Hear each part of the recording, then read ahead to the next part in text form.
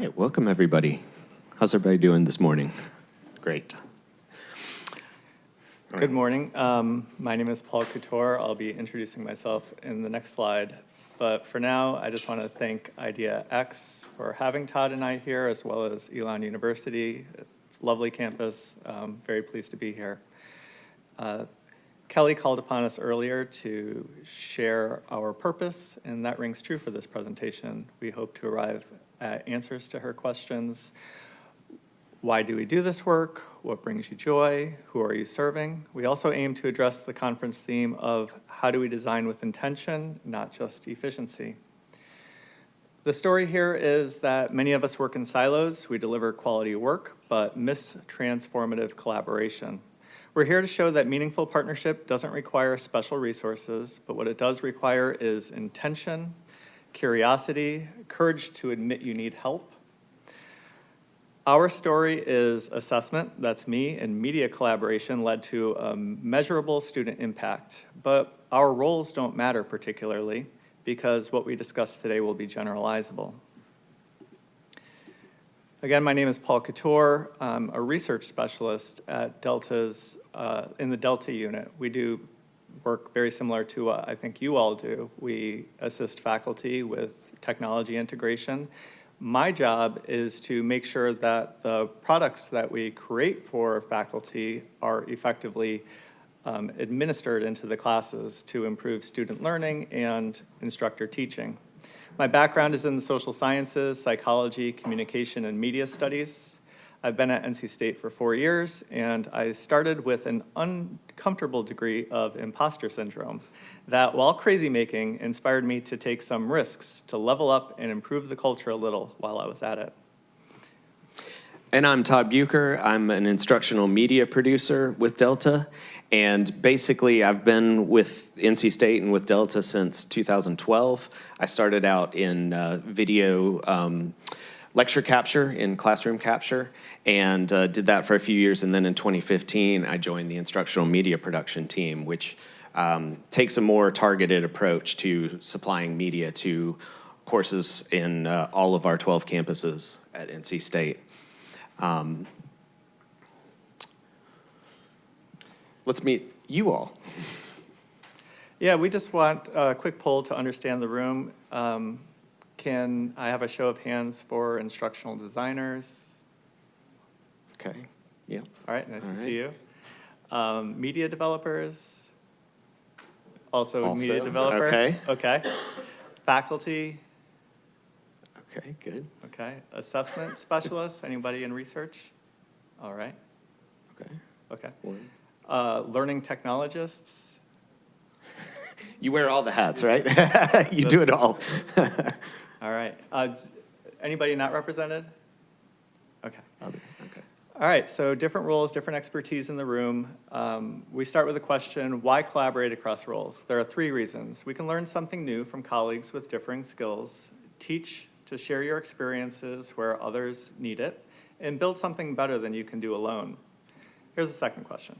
How many of you want more opportunities for collaboration? Yeah. Yes. All right. That's what we're here to show you. Let's start with where we work. So we mentioned Delta, and that's a department at NC State that was created in 2000 solely to support all of our online learning. And basically, Delta has evolved over the years. When we started, we were about 10 or 20 employees. It was all lecture capture. You know, if you can think back to 2000, internet was still young then. In fact, we were even supplying lectures via DVDs in the early days, so not even online yet. And that evolved into Delta. Over the years, we've grown. We've added on more units. We've added on more applications. We now support all 12 of the colleges at NC State, and we are becoming more interdisciplinary as a university and also as a department. So we have some initiatives at NC State that made a big push for interdisciplinarity. We have 4 academies that we now support. We have a free introductory interdisciplinary course for all of our students, which we'll talk about in a minute. And we also offer our faculty grant projects where they get a sum of funding, but they also get a team that is assembled for each project uniquely, depending on the needs of the project. They get different specialists at Delta that they get to work with, and we get to combine roles that way as well. So Delta has become this department now of about, I don't know what the last number is. It's probably 120, 130 now. So in 25 years, we just celebrated our 25th anniversary. And so now we are supporting, all kinds of things. We've got graphic designers, we've got emerging media specialists who are doing VR and AR and XR and AI, all of the acronyms. We've got research folks, we've got learning technologists, instructional designers, and we're bringing them all in to that umbrella of Delta to support our online efforts. So when I started out with instructional media production, and even before that, even classroom capture, I had a feeling that I might have been undervalued. And quick show of hands, has anybody in the room ever felt undervalued in their work? Okay, yeah. In my case, you could sum it up with that statement. It's just video, right? Especially nowadays, video is ubiquitous, it's everywhere. Nobody thinks that there's anything special to it. And yet, I notice that people still ask their video colleague or their video friend to help them with things, with projects. I need to get this recorded. What do I do? But I think it can be more than that, even. Back in the early days, so 2015, 2016, when I started, I had this. I noticed that some of the other units in Delta were working on our grant projects, and they were getting started much farther upstream than my unit was. We are kind of siloed physically on our campus, so my unit is actually on our main campus in its own building because we have a studio there. The rest of Delta is over on our new Centennial campus, and so we were kind of physically siloed as well. But they were getting involved in these projects much earlier than we were, and we would be brought in. So if the grant cycle started in September of each year and lasted a year, we would get brought in about April, and someone would say, okay, we need you to shoot these 4 videos, and here's what they're gonna be. And oftentimes we found ourselves going, but why? Why is that the video? We would start asking questions. It was too late in the process. Something's popping up there. I don't know what that was. So there was a perception of, we're button pushers, and what I would strive for, and what I strive for today, is that we're actually communicators, and we want to be pushing communication. We want to connect our faculty to our students, and we want to help them because we're a Research One university, and being honest, our faculty are fantastic. They're amazing. I've gotten to work with so many amazing folks who are doing great work. They're not all great communicators, and that's where I find that I can sort of come in and help. And by doing that is answering the why before the what or the how. When I started at Delta, my research unit, it was told to me that we were sort of marginal as well, that we were, quote, in the shadows, and accorded not much respect or consideration. It was just kind of like another thing to do on a project to show that we've done what we did, that the students pretty much like it, and we can show our university that we did our job. We also were not involved early in the grant process, in the middle of the grant. We came in at the end, tried to do our best to maybe put together a survey to show that learning was improved. Todd's team heard it's just a video, and I heard that there's really little interest from the teams to have us involved. So early on, I wondered where and if I could make a real impact, but curiosity and fascination about Delta's work kept me engaged because, as Todd said, we have really amazing colleagues and really amazing faculty, and because I come from a communication background, I wondered, maybe I could do something to bring us out of those shadows and into the light and show some value. So I started showing up at meetings I wasn't formally invited to. I built relationships across units. I found that my value proposition was giving colleagues actionable data for their decisions. The unwritten rule was stay in your lane. I didn't follow that rule, basically out of ignorance. I just didn't know about it, but also because I saw gaps. Students deserve better than generic satisfaction surveys. Faculty needed evidence to improve their teaching, and our teams needed research to help them in the development process so that they could know that the decisions that they were making were the right ones before the technology was integrated into the course, and then it's kind of too late to make changes, right? So media producers like Todd should, I thought, know why their work was successful.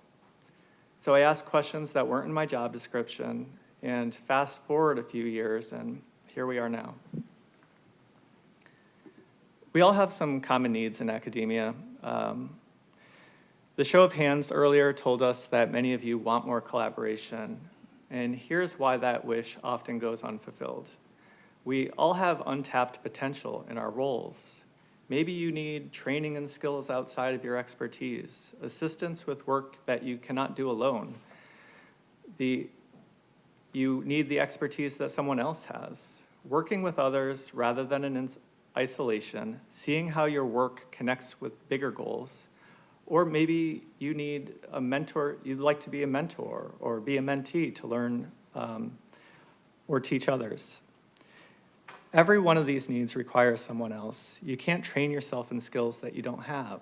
You can't build community alone. You can't see the bigger picture from inside of your silo. On the next slide, we'll show you why we tend to not act on these needs, but first recognize that the solutions probably already exist around you.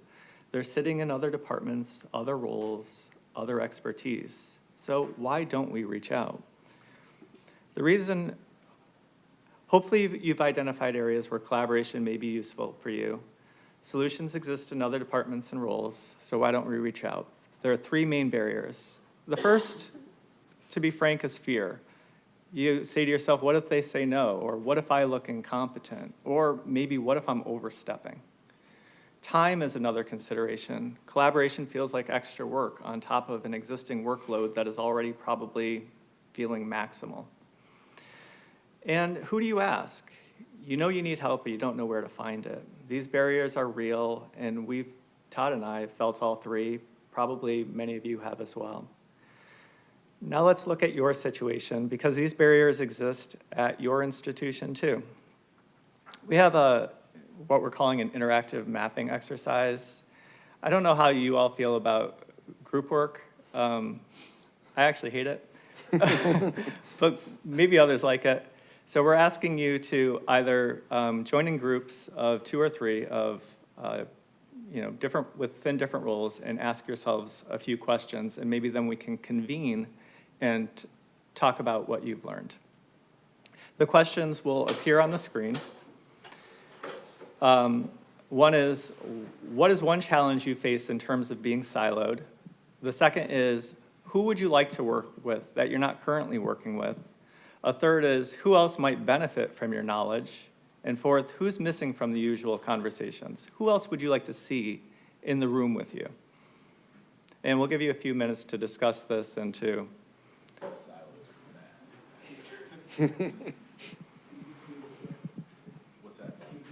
No, I'm not. There are a lot of gatekeepers in information. Administration, new fact.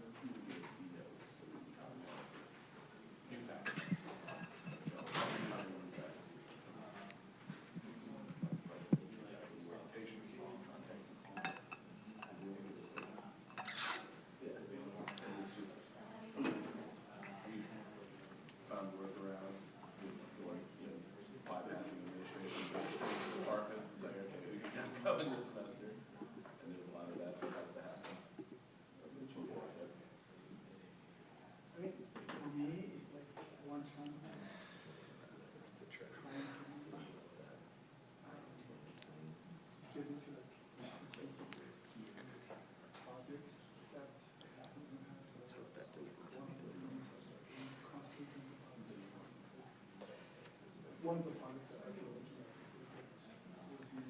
we do like 3 minutes for this? I think that's enough. We'll see when this like died on.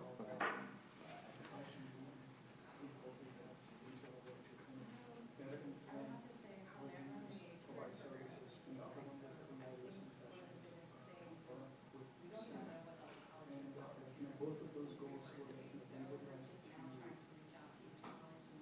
have resources back and enforce them. And so there's going to be intentional collaboration and policies or action plans that come out. Sometimes just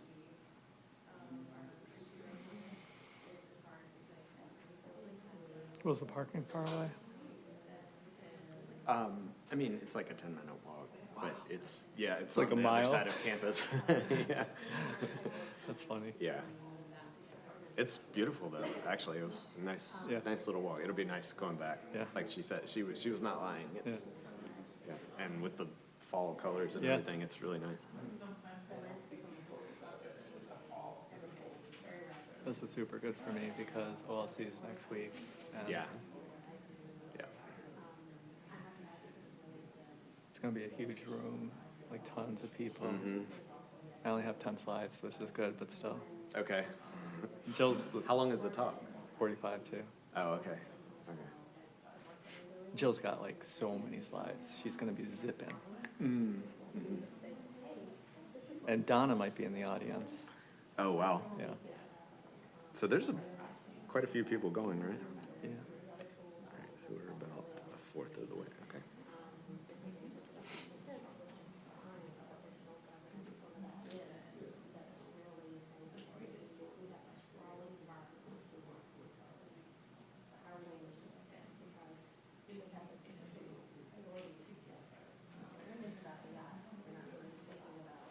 Actually, this might be good because it's getting people to talk to each other Totally. early on in the day. So yeah. That's really good.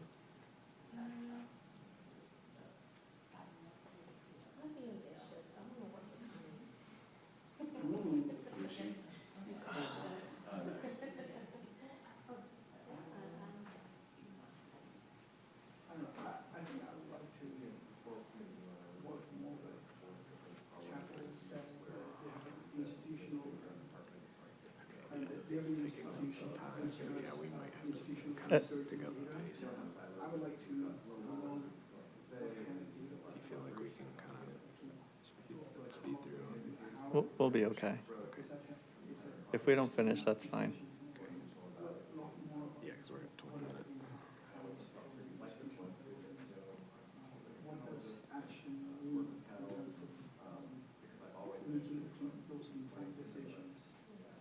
So we're actually about halfway if you factor in the videos. First year experience course. We can take out the growing pains. Just skip it. Yeah. Yeah. Why go back? Yeah, yep, yep. Oh, I'll have to. Are we gonna? Should we like? Yeah, we got to do that on here. It's one credit now, it's gonna go to 3. I teach them. It's just like, yeah. Connecting students to resources. Yeah, and I do more cognitive stuff, teach them how to study, take notes and do all those things.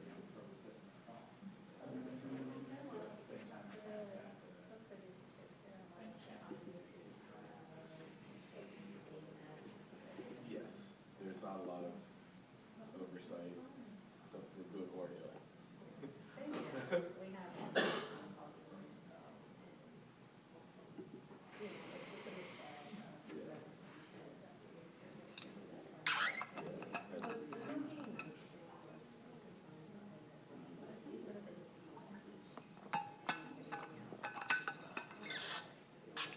We give them, in our health design, a 1-hour class, and we give them a core shovel. Recommend. Have any plans this weekend? Some do. I don't even know yet. Laura's heading out to a conference or actually a training in Philly, so, yeah, so it's me and the kids. That's nice. I think maybe they're. Everybody.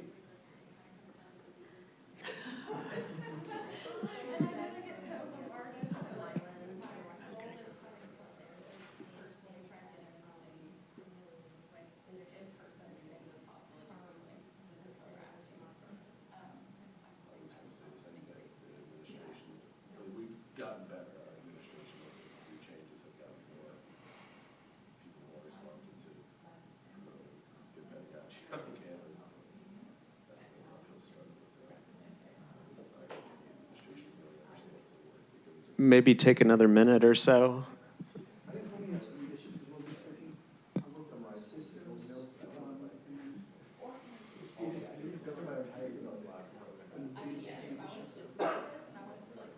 Should we ask them if they like heard anything that was interesting? in the Maybe share like conversation? one thing from each group or something, or one or two things from each group. working together, making sure that the plugin is that we have does not plug in, because we use Google, I don't know what the plugins that we use, don't have versioning, don't have updates, don't have support. But faculty are married to us, but we can't sunset them. But then every single time there's problems, and we need to sunset more than half of those. Because there's one person who uses it. Took away my thing.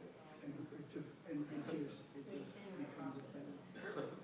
I'm hearing some good things.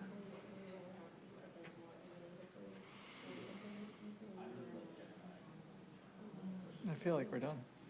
We're good. That was awesome.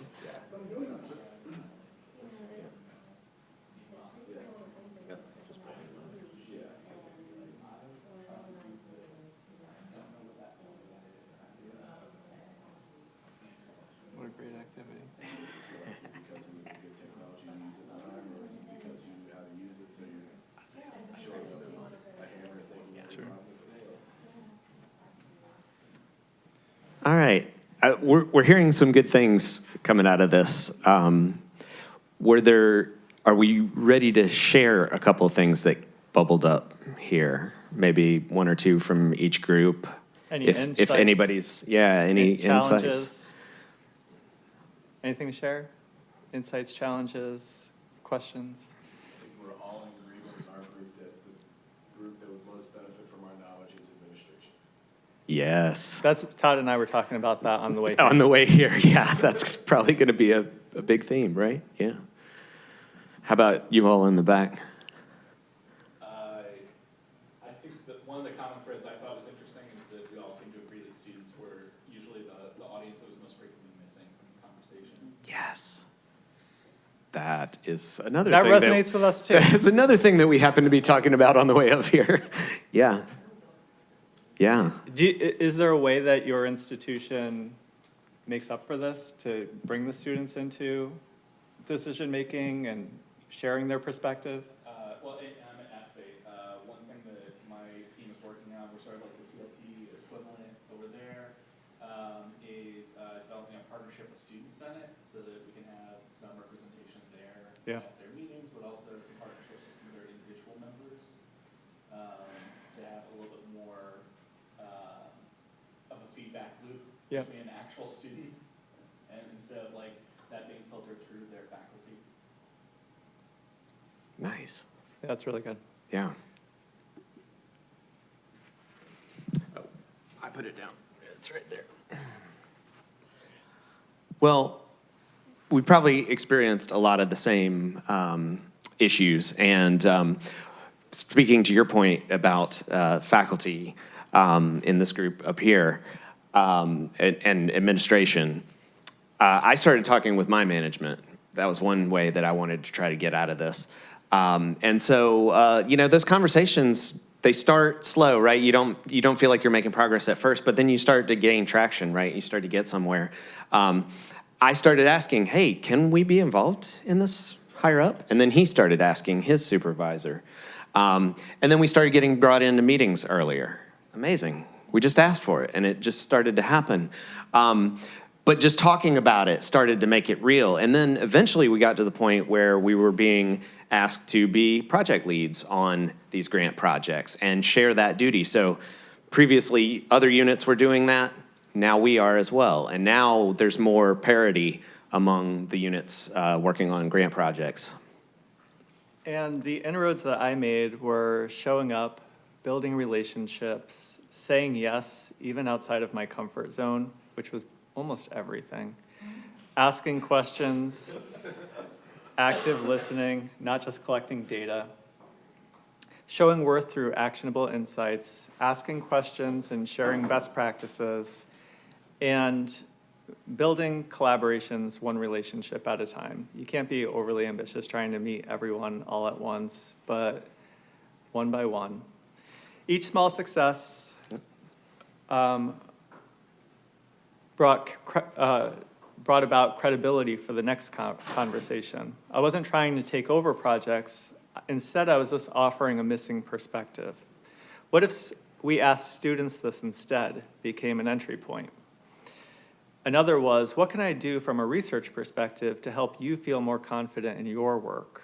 That's what I asked my team members, but I also asked that of the faculty, because we were focused on student learning, but we weren't so much interested in whether faculty could teach more or teach better. So that became a part of the assessment.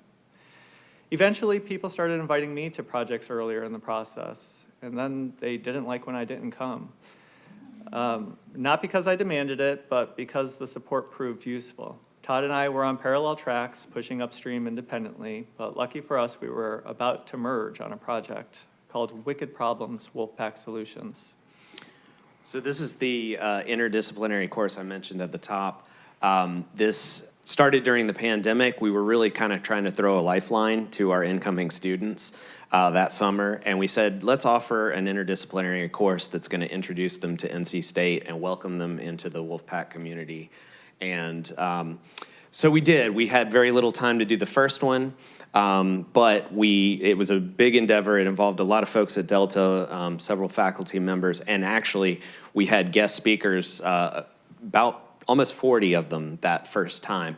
Every speaker, every faculty member providing a piece of content, how to attack a global problem, a global wicked problem, like a pandemic, through the lens of their discipline.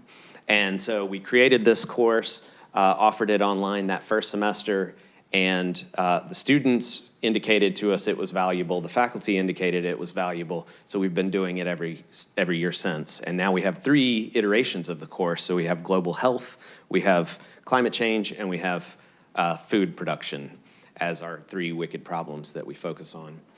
Here's a quick little trailer. This is mostly a video course, also some podcasts, but you'll get a sense of what that course looks like here. And we'll probably... Big problems require big solutions. To address wicked problems, we need to work together toward Wolfpack solutions. The grand challenges that we tackle here at NC State can't be solved by any one person. We created the most interdisciplinary course you will ever take. Wicked Problems, Wolfpack Solutions is all about complex issues and innovative answers. An interdisciplinary perspective, a diversity of thought, and knowledge. This course is an opportunity to hear from many different NC State faculty, scholars from various fields with diverse perspectives. Working hard together to achieve difficult things. By intentionally engaging people of all backgrounds and socioeconomic statuses, we can ensure that we collect data from all communities.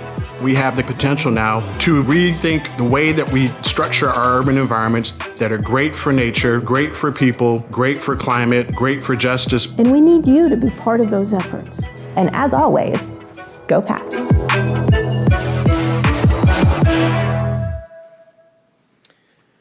So this was given free to our students, no penalty if they don't complete it. They get 2 GE credits if they do complete it. So now we have about over 7,000 automatically enrolled each summer. Yeah, and when I came in the 3rd year. We just finished the 5th year, so I've been involved in 3 out of 5 iterations of Wicked Problems. And I took over the surveying, and I saw that our surveys were pretty routine, they were pretty pedantic, they weren't much fun for the students, and we didn't learn much from them either. But they did show that the course was successful, but we didn't know any of the details, really. But what I did see after that first year of doing my best to put a survey together was that the videos the students loved. And I asked Todd, what makes your videos so successful? And he says, I don't know, you tell me. And that question really changed everything for me early in my time at Delta, because it showed that my approach it told me that we could dig a little bit deeper, that we can make student-centered surveys that really respected and honored their place, so we could ask questions that mattered to them. We could also inform them about what the course was about by using rhetorical moves and using the language of the course to signal what is important, because we have a pre-survey, unit surveys, and then a post-survey. So if we prime them in what they should be thinking about as they take the course, it enhances the course experience. We also tap into like their insecurities about coming onto campus because they lack confidence. It's pretty common, right? But through those questions, they feel seen now. And on the development end, we now know why the videos work better than ever. We know why the instructional design works better than ever, because every year I work with the people on Wicked Problems to go deeper, to refine the questions, to be more student-centered. And it became pretty exciting pretty quick. And what we learned was that the course is amazing. We knew it was good, or they knew it was good, but together we found out it was actually amazing. Confidence goes up 30% for students who take this course. Students who were low confidence or pretty low go from medium to high. Students who are already in the middle go way up. Their sense of interdisciplinarity, they don't care about it coming in. I know that because we have that on the pretest. Do you care about interdisciplinarity? No. I just want to keep on my lane, do my thing. Don't make me take these other classes, please. At the end, they boast about interdisciplinarity more than any other feature of the course. But we also have other things that we promote, which is community and belonging. That goes far up. Intentionality, making decisions once you're on campus about minor, major, research direction, connecting with faculty, connecting with students, high impact experiences, all go way up. As well as transition. They're no longer scared, they're more confident. They come into class day one with this whole package of awareness of what it means to be an undergraduate at a research institution, and they feel far more prepared than they had before. So Todd saying, "You tell me," that was like a light going off for me. It gave me permission to go ahead and collaborate with him and to dig deeper into the videos. How can I help him do his work better? How can I help the IDs? How can I help the technologists? How can we help the teachers and the instructors?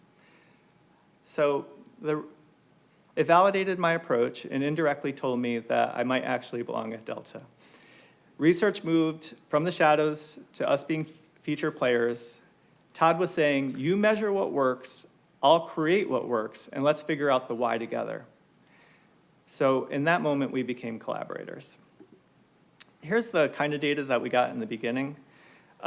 Students overwhelmingly agreed that the videos were engaging, that the pacing was appropriate, the graphics were effective. You'll see the cluster around agree and strongly agree. This was 3,700 students telling us that the media worked, but this data only told us that they liked it. It didn't tell us why it worked or how to replicate success. So we followed up by asking a question more like, what kind of impact are the videos having? And here are 7 examples of videos. As Todd said, there are around 40 that he and his team develop. And we asked them, what kind of impact are these videos having for you? And this is actually, I run a lot of surveys at NC State and Delta, and the students are not very praising of what we do. They're pretty sober about it. But in this course, because of the skill that Todd and his team have, and because of the amazing faculty that he works with, students say that the high impact, potentially life-changing, even medium impact is really good, right? But the numbers were overwhelmingly strong for the videos and the instructors that the students are interfacing with. Here's a quote from a student. The most valuable part of the course for me was the introduction of many members of NC State's faculty and staff through their videos and podcasts throughout the various units. I now can place faces to names and vice versa once I get on campus. We have over 10,000 open-ended responses signaling what students thought of the course. This is by no means the best quote, but we receive praise from students across every aspect of the course, including surveys, which is weird. But what I could also say to this is, I'm blanking. Well, I was going to say, for me, what this says is that we were successful in connecting the faculty to the students and getting that message, getting the how answer, right? Answering that how question, not the why question. That's what we connected here. That's what the students are telling us is that, oh, I understand, I appreciate that professor. And it's interesting in these surveys, they all have a favorite, and they're all, like, every single one of the faculty that's represented in the course is somebody's favorite. You know, it's the one that meant the most to somebody out there. That's true, and we take the criticism seriously as well.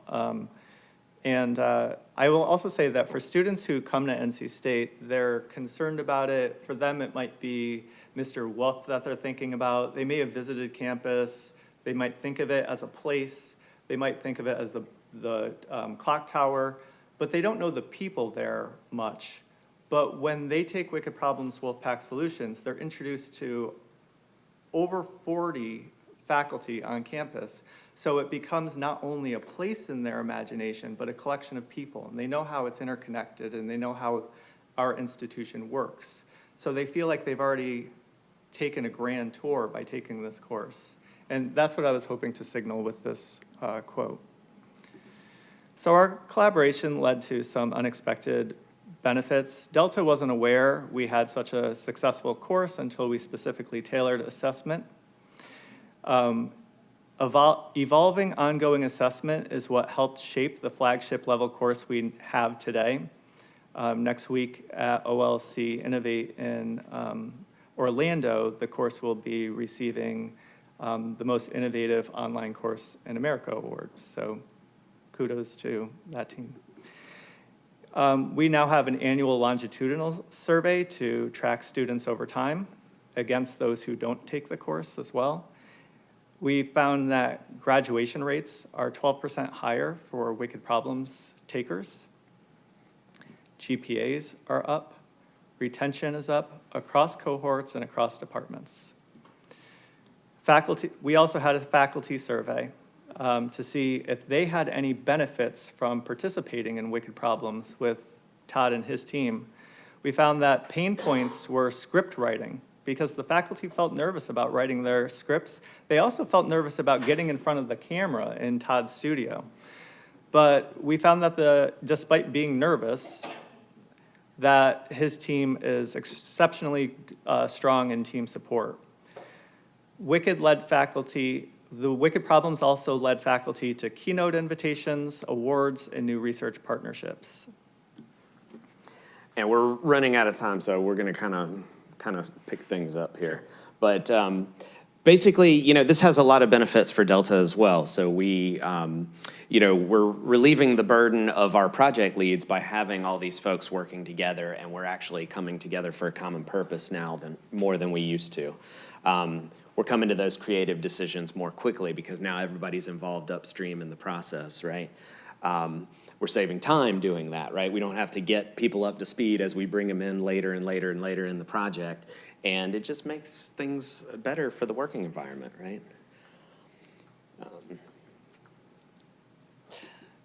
Do we want to? We'll skip this. Skip. Okay. Let's go to framework 1. Yeah. Okay. What is metacognition? Hold on. We're going to kind of blast through. This is another project that actually benefited from the work that we did with Wicked Problems that helped us create something that we just did in this past grant cycle. We made what we call Study Smart videos, which the faculty who worked with us on Wicked Problems said, how about we get students in front of the camera to share metacognitive strategies for studying on campus? it would be student to student instead of faculty to student. And maybe if it was TikTok style, the students will adapt these practices in their freshman year so that they'll be on track the rest of the time they're at university. Our research, we had a focus group, so we got students involved early to make sure the videos would be successful. And so far, things are looking good. We're going to skip that part, though, for lack of time. So we're going to move on to frameworks. Before you make an ask, so we're asking you to reach out to somebody on your campus to help you with your work. So I have some questions or some considerations for you. Before you make an ask of someone, do the work of conversation. Expect a little discomfort and friction. You will be much more persuasive and effective if you do pre-work first by building trust and norms of reciprocity.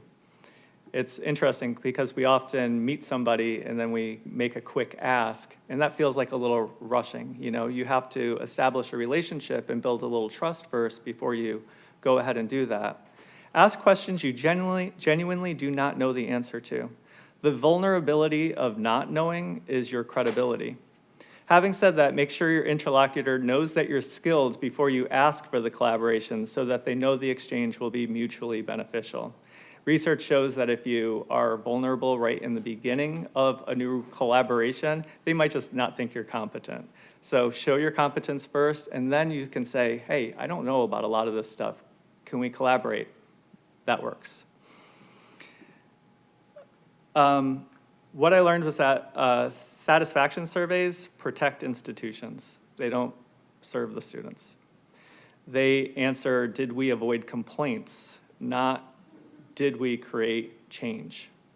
Every survey should serve a decision someone will make. For example, in Study Smart, we don't ask, rate the video quality from 1 to 5. Instead, we ask, what strategies have you tried and how have your study habits changed?